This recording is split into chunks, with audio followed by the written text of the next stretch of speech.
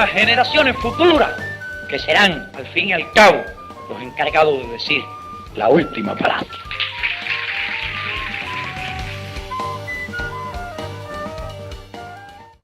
Se cumplen 60 años de Palabra a los Intelectuales. Para muchos se trata de un documento, a la vista de 60 años, que ha regido la vida cultural del país. Determinó un antes y un después en la cultura cubana. ¿Cuánto hay de cierto realmente en eso? ¿Qué significó Palabra a los Intelectuales y en qué momento surge este diálogo entre Fidel Castro y los más importantes intelectuales cubanos a principios de la Revolución? ¿Qué visión hay hoy precisamente de ese diálogo y cuánto ha aportado al desarrollo de la cultura en nuestro país en tiempos del siglo XXI? Yo tengo aquí la suerte de poder compartir con usted, gracias a Barbarita Quijarrosa, la directora del Museo Provincial de Historia de Santi Espíritus, digamos que la primera publicación que se hizo en el año 1961 de las Palabras a los Intelectuales de Fidel. Es un documento que hoy se considera histórico. Como ven, está bastante delicado para hojearlo, hay que hacerlo con mucho cuidado, pero aquí está lo que después ha motivado un sinfín de reflexiones a favor e incluso en contra. Para dialogar sobre Palabras a los Intelectuales hemos llegado en Quinta Estudio hasta la sede del Comité Provincial de la Unión de Escritores y Artistas de Cuba en Santi Espíritus. Y nada mejor que conversar con el presidente de la UNEAC en esta provincia, Marcos Calderón, escritor, también con Juan Eduardo Bernal Echeverría, presidente de la Sociedad Cultural José Martí en nuestra provincia. Juanelo, bienvenido a los dos. Gracias. Y vamos a dialogar. Juanelo, te he escuchado decir que no por gusto surgen las palabras a los intelectuales, que llegaron en el momento justo.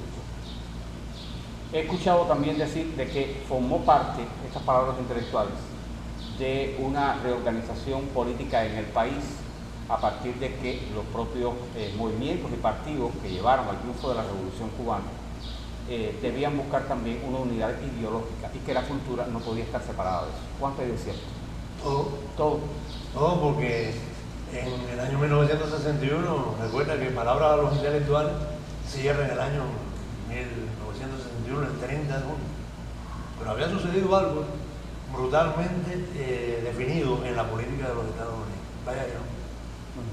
Y en torno a Playa Girón se movieron, se catalizaron muchas de las ideas que no fueron favorables a la revolución. Es una etapa de confusión, de contradicciones y de mucha incertidumbre, sobre todo del movimiento intelectual. Tú sabes que usted decía en el año 1965, 4 años después, que los intelectuales no eran revolucionarios.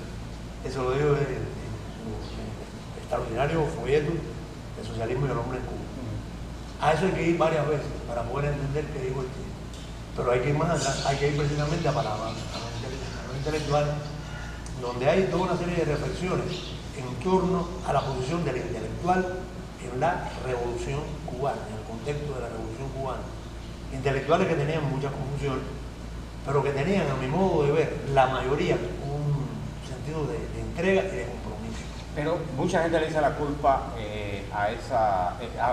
a la motivación, es decir, lo que motiva esa reunión. Mucha gente le echa la culpa a lunes de revolución, lo que se nuclea de intelectuales alrededor de esa publicación del periódico Revolución, que salía todos los lunes y se distribuía gratuitamente en Cuba, y además tenía una buena cantidad de páginas, por cierto, y publicaba lo más avanzado de la intelectualidad cubana e internacional, las visiones que había en el mundo del intelectual de ese momento. Y también a PM, que fue un documental de La Habana de noche, o sea, quizás muy ingenuo, pero que alguna gente no lo vio como tan ingenuo. ¿Es realmente PM, es realmente el lunes de revolución los culpables, los que motivan ese diálogo así, por sus posiciones? Yo no creo ni que el semanario sea culpable, porque no puede ser. Ni tampoco lo puede ser ese documental que fue en PM. En sí mismo no pueden tener culpa. La culpa está en toda una serie de prejuicios. ¿Cuáles? Los prejuicios de no entender a tiempo cuál era la posición realmente del intelectual, que era un sujeto que venía de otro contexto y que quería hacer sobre todas las cosas fiel al suyo. Cuando tú haces un estudio de PM, tú te percatas que PM sencillamente es un reflejo de un momento que no está en ninguna circunstancia satanizando ni el proceso revolucionario cubano, ni nada de eso.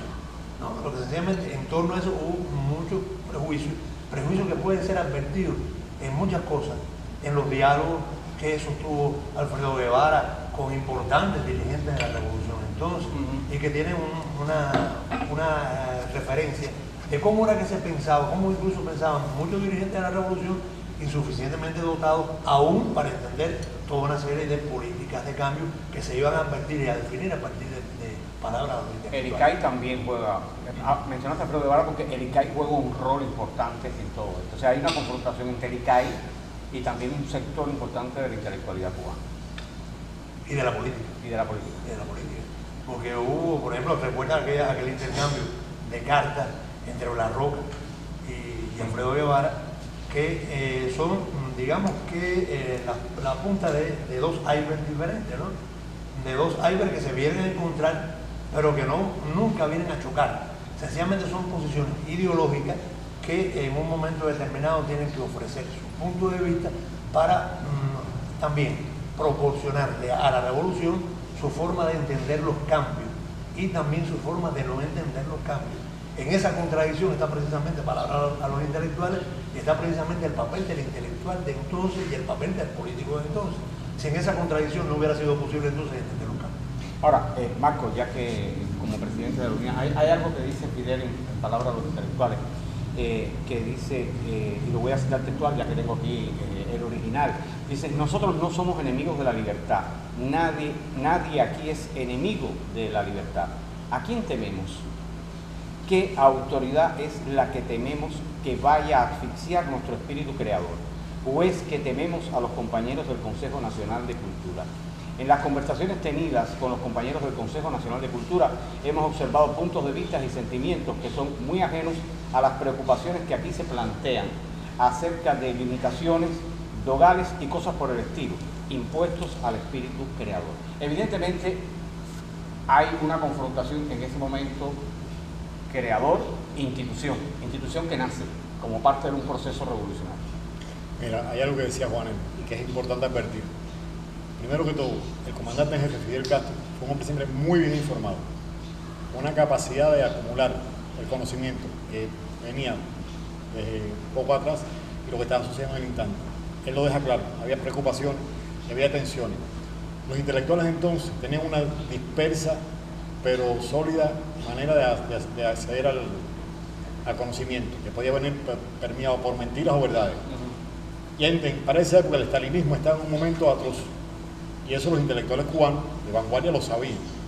A eso se le suma que en la propia Cuba no estaban las personas en aquel instante que debían asumir cada una de las instituciones de la cultura, y eso provocaba otra tensión. Y a eso usted le puede agregar que ya por ese momento, en los años 61, las tensiones de las dos grandes potencias, la bipolaridad de entonces, entre Rusia o la Unión Soviética y Estados Unidos, estaban en un momento climático que poco después desembocó en lo que todos conocemos con la crisis, que vino pocos meses después. Había sucedido Girón y estaba circulando hacía mucho rato el libro de Foster Dulles, El arte de la inteligencia. El comandante conocía todos estos elementos que se estaban usando precisamente para provocar en los intelectuales un movimiento de disidencia revolucionaria y de disidencia cultural. Todo lo que viniera con el nuevo movimiento de ideas era nocivo a la libertad. ¿Por qué? Porque existía un Stalin. Para el pueblo cubano entonces Stalin era prácticamente un semidioso. Yo fui de esa generación y lo elevamos a la categoría de Dios. Luego supimos la barbaridad que estaba sucediendo. Pero en aquel entonces los intelectuales de la altura de Alfredo Guevara, de Cabral Infante, dos polos totalmente opuestos, lo dominaban. Cabral Infante lo usa para su vendetta por lo que él consideró una injusticia con su hermano, y Alfredo Guevara lo utilizó como una forma de decir: nosotros no corremos ese peligro porque tenemos otro líder, porque tenemos otro contexto, porque tenemos otra historia, porque es un pueblo totalmente opuesto a la formación del pueblo soviético.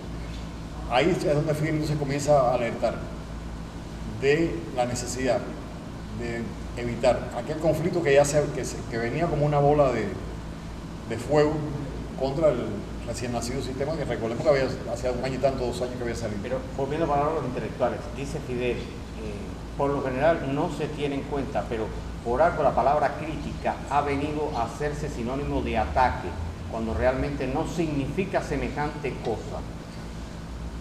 Es una asignatura pendiente aún. ¿Es una asignatura pendiente? Totalmente. ¿Por qué? Totalmente ¿Por qué pendiente. está pendiente esa Porque en este asignatura? momento todo tipo de crítica se asume como un ataque y no como un diálogo, no como una forma de construir, de elevar, de fortalecer, de ser generoso con el sistema de ideas que se establece en un lugar, con los dirigentes. Entonces, aún hoy, en los congresos de la unidad, en los encuentros, en los diálogos con el Ministerio de Cultura me refiero, o con las organizaciones políticas, se asume como una forma de atrincheramiento del artista, cuando el artista, todo lo contrario, provee a ellos del armamento necesario para poder fortalecer el estatus cubano. Ajá. Ahora, Es que yo creo también, Carlos, que hay mucha deuda pendiente con palabras intelectuales. ¿por qué deuda? Porque palabras Estamos hablando intelectuales- 60 años después. Es decir, yo creo que las deudas no se han saldado. No, yo creo que no, porque incluso un documento que no se conoce es un documento con el que se ha contraído una deuda de 60 años. ¿Quién conoce realmente, profundamente, de manera profunda, palabras intelectuales? A veces no los propios intelectuales. Y todo queda reducido a una o dos frases del documento, Sacadas de y no al contexto. esencial, fuera de contexto, que le hace mucho daño. Ajá. ¿Ah? Entonces todo eso fuera de contexto, que le hace daño, que se distancia en el tiempo y que marca también este documento con la esencialidad de un proceso que no se conozca, es entonces realmente muy peligroso porque no se tiene el conocimiento de la dirección profunda que el mismo tiene. Dice Miguel Barnet que Fidel nos enseñó a perder el miedo, en palabras de los intelectuales.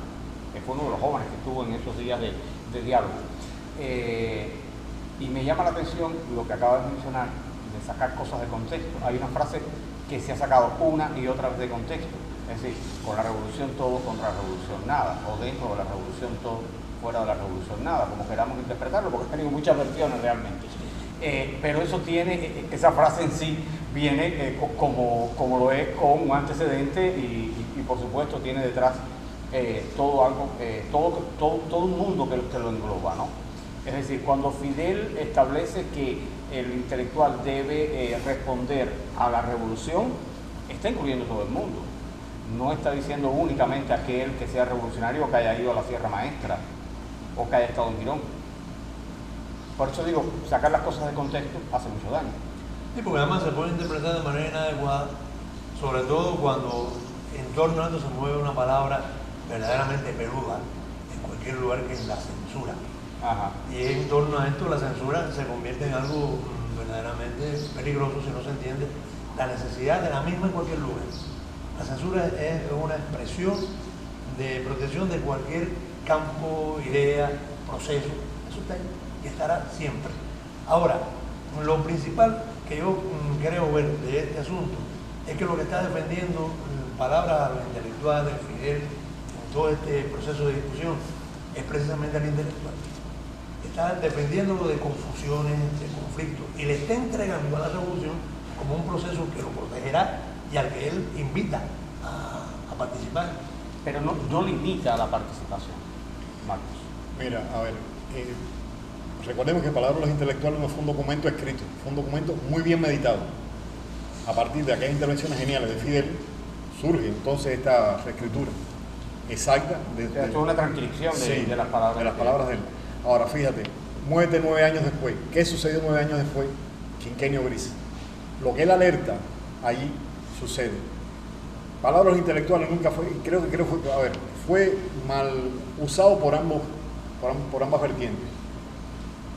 En un lugar, al lado de allá, vamos a hablar de derecha y de izquierda, de la derecha, lo usan como un elemento. Hay que hacer lo bueno y lo malo, o Sí, sea, lo hay bueno y que lo malo. ser bipolar ahora. Osificador de los Ajá. tiempos. Ellos osificaron, que es lo que decía Juanel. Contra la revolución nada, con la revolución todo, contra la revolución nada. Lo osifican. Palabras Intelectuales es un documento que se mueve en el tiempo de forma dialéctica. Es un documento que te genera ideas. Sin embargo, de la izquierda, que se suponía que debía usarse de manera de beneficio de la intelectualidad, no sucede así.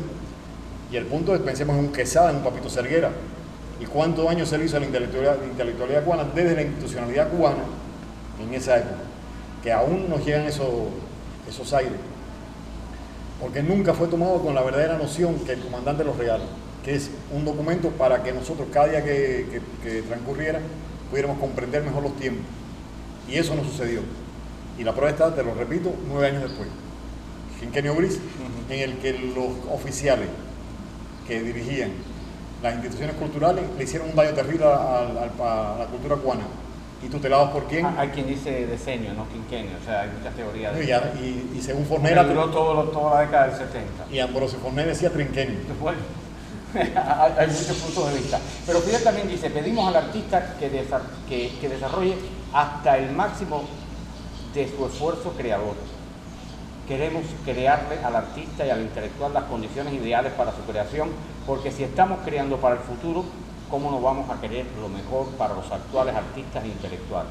Estamos pidiendo el máximo desarrollo en favor de la cultura y muy precisamente, esto lo dijo Fidel en palabras de los intelectuales, y muy precisamente en función de la revolución, porque la revolución significa precisamente más cultura y más arte.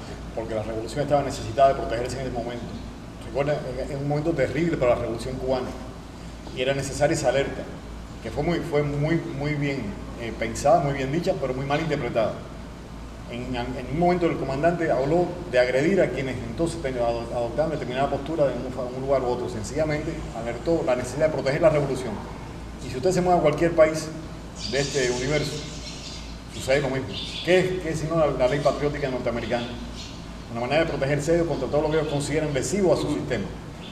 Pero nosotros somos del tercer mundo, somos los débiles y entonces nos manipulan. Pero estuvo muy claro, había que proteger la revolución de ataques de todo tipo, desmesurados.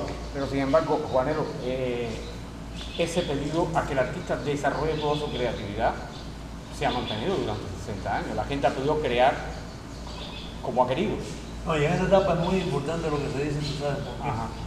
Porque cuando acá visitó un departamento, una dirección de cultura, el Consejo Nacional de Cultura, que era lo que Consejo se creaba. Nacional, no existía un ministerio. No existía El ministerio. ministerio se funda en el año 1976. Algo así. Y las instituciones culturales las crea Armando Jara en el año 1981, 20 años después de Palabras de los Intelectuales. Y creo también que existió por parte de él la confianza en algo que se llama creación individual. La creación colectiva cierra toda una serie de inquietudes, de procesos, de realizaciones individuales. Y estaba llamando Fidel precisamente a la creación individual. No existían, cuando habló en Palabras de los Intelectuales, no existían todas las condiciones para la creación de un ministerio de manera inmediata, ni para la creación de un sistema de instituciones. Sin embargo, creyó y confió en la creación individual de los intelectuales, de los artistas, de los pensadores del momento, porque no existían las condiciones para crear todo un sistema de estructuras novedosas y transformadoras. Veo, según lo decía Fidel, de esa manera indirecta, creo en lo que Fidel entendió como una posibilidad, la potencialidad extraordinaria que tenían los creadores que individualmente podían sostener entonces de manera individual el proceso revolucionario cubano que se iba a cerrar, en fin, en un proceso de creación colectiva. Claro, de aquí, de Palabras de los Intelectuales, surge la Unión de Escritores y Artistas de Cuba. Y surge un grupo de asociaciones, de organizaciones que aglutinan a los intelectuales. Creo que eso es medular, desde luego. Para los que nos están viendo ahora mismo, les recuerdo que estamos en una transmisión especial de Quinta Estudio por los 60 años de Palabras de los Intelectuales desde la sede de la Unión de Escritores y Artistas de Cuba en Santo Espíritu, acompañado por su presidente Marcos Calderón, por el presidente de la Sociedad Cultural José Martí, Juan Eduardo Bernales en el día. Y bueno, me llama la atención, por eso que les dije anteriormente, que a esta altura, 60 años después, ¿cómo ven ustedes, 60 años después, que Palabras de los Intelectuales tenga la vigencia necesaria y que siga siendo, digamos, un documento que determine la vida cultural del país? Porque nació así. Palabras de los Intelectuales nació como una forma. Porque alguna gente lo ve como, digamos, como un programa. Un programa, Juanelo decía, que no está totalmente vencido, en el sentido de que está vigente. Existe compromiso con ese documento. ¿Qué compromiso? El compromiso En el pleno siglo XXI. Sí, sí, en primer lugar de entenderlo mejor, y de entender ese contexto y de valorar, porque yo no creo que Palabras a los Intelectuales en sí mismo sea un programa. Yo creo que los programas aparecieron después. Esto fue a mi modo de ver, una especie de incentivo para las políticas que tendrían que abrirse. Todas las estrategias que surgieron después, incluso las políticas culturales, que aún no existían. Existió una gran dispersión. Fíjate que en el año 1961 existían instituciones aisladas, otras que se habían heredado del sistema capitalista y que tenían fortaleza. Claro. Y algunas que perdían la fortaleza porque no lograron materializarla durante toda la etapa previa a la revolución. Pero existían toda una serie de conjuntos de posibilidades, sobre todas las cosas, de un conjunto importante de creadores y de la obra de muchos creadores. Se heredó también, a pesar de todo lo que representó la vorágine crítica del capitalismo, no podemos dejar de tener en cuenta cosas que heredamos de esa etapa, que fueron importantes, creadores que se formaron en esa etapa, instituciones que se formaron en esa etapa, solo que no todo estaba a favor de un proceso de transformación. Y palabra de los intelectuales llama precisamente a la transformación, a la unidad a partir de lo que representaba la Revolución Cubana, a la comprensión que ella tenía. Ahora, hoy día, yo creo que las estructuras culturales, las estructuras políticas, tienen también que ir más aparadas a los intelectuales, que nos está llamando todos los días a entender por qué es necesaria la vinculación del intelectual, del creador, con el proceso de transformación revolucionario que representa esta etapa. En los últimos tiempos estamos viviendo momentos muy convulsos.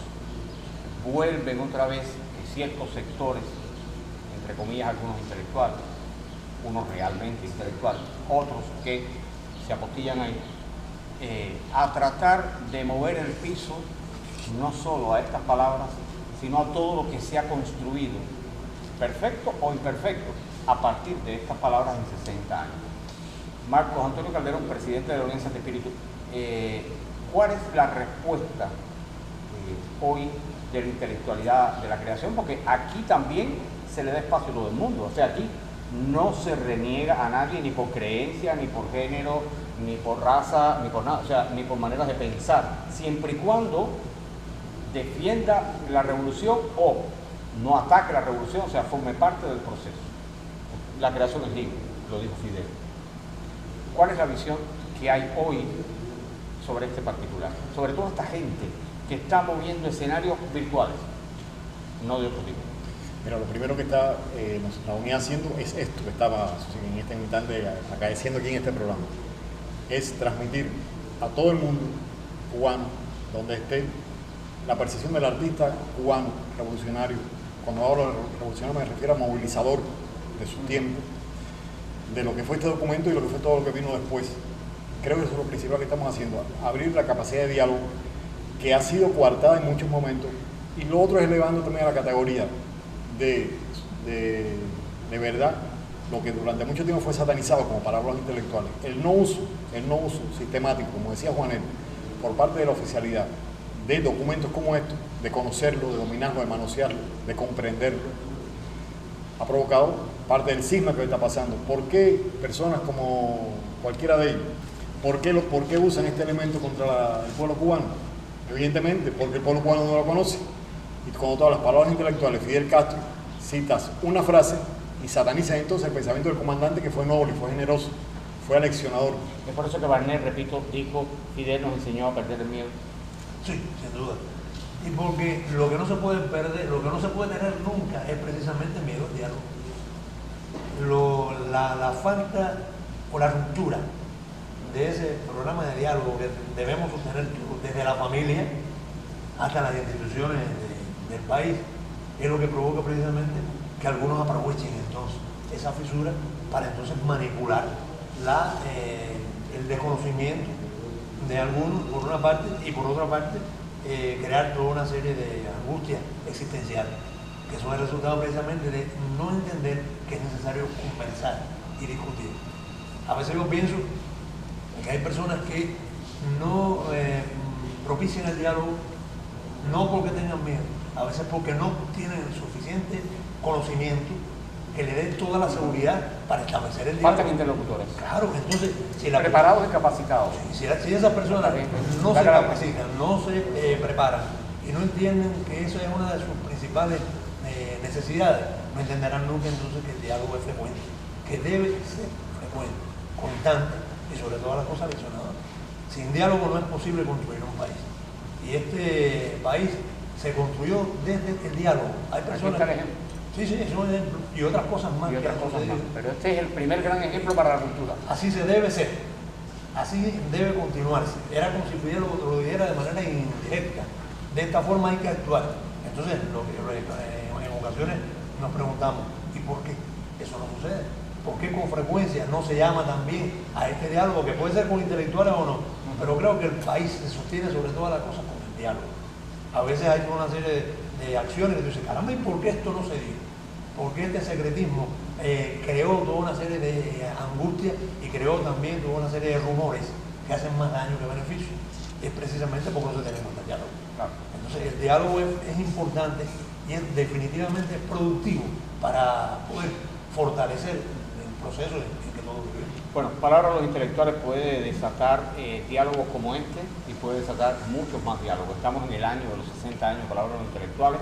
Obviamente es algo sobre lo que tendremos que volver y creo que hay algo que ha quedado muy bien y claro aquí hoy con Marco, con Juanelo, y es un criterio que yo también comparto, y es que Palabra a los Intelectuales no es un programa, es una guía, es algo que debemos conocer todos, que llegue a las universidades, que llegue a todos los centros de la cultura, que no puede haber un trabajador de la cultura, no puede haber alguien preocupado por el arte y la literatura que no conozca este documento. Este es un documento que resume varios días de intervención, de diálogo, de confrontación y de conciliación y de armonía entre la revolución y sus artistas. Y esa es, digamos que la esencia fundamental. Le agradezco a los dos haber estado aquí.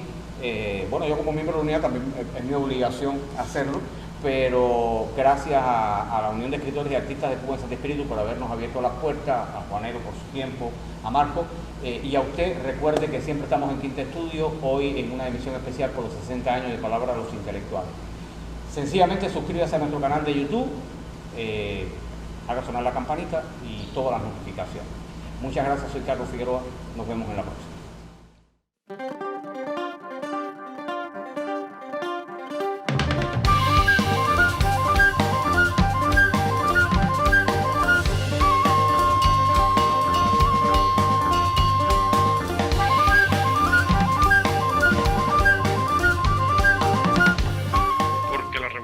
Significa precisamente más cultura y más arte.